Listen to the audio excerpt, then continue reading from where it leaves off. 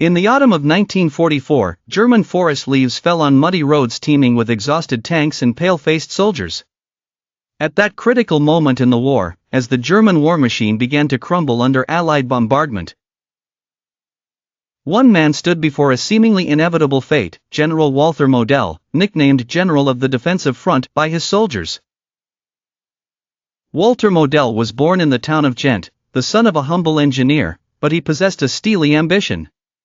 He wasn't a nobleman like the rest of the Wehrmacht generals, but he rose from the lower classes, relying on his battlefield intelligence and ruthless leadership.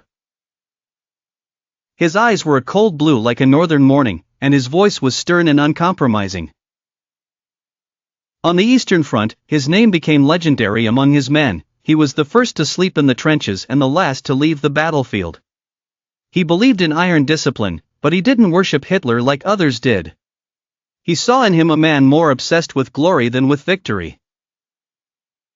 In the spring of 1945, with the Western Front collapsing, Model received a direct order from Hitler: General Model, defend the Rhineland to the last man.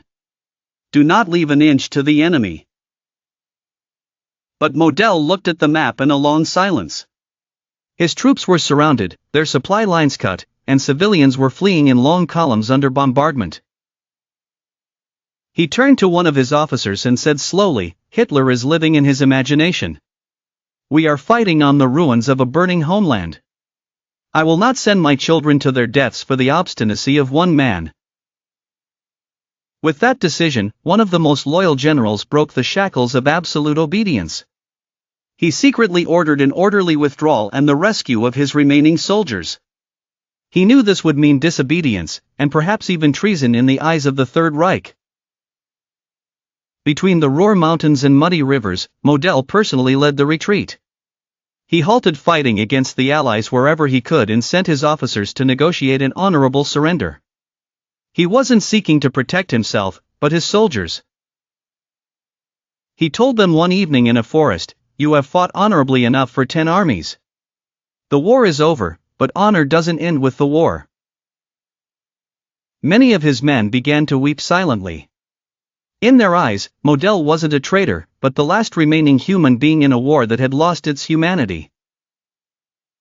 When the Allied forces encircled the Ruhr, Model refused to surrender. He didn't want to face a trial or be paraded in a cage before the world, as Hitler had done to others. On a cold day in April 1945, he walked alone deep into a forest near Dessau, carrying his old pistol. He took out a photo of his wife and children, put it in his inner pocket, and muttered, "I did what I could, to remain loyal to the soldiers, not to orders." The sound of the bullet echoed through the pine trees, fading into the roar of tanks approaching from the west. When the Allies entered the forest, they found his body in full uniform, his medals glistening in the rain. An American officer wrote in his report, "He was the last of the generals who had the honor of disobeying for mercy."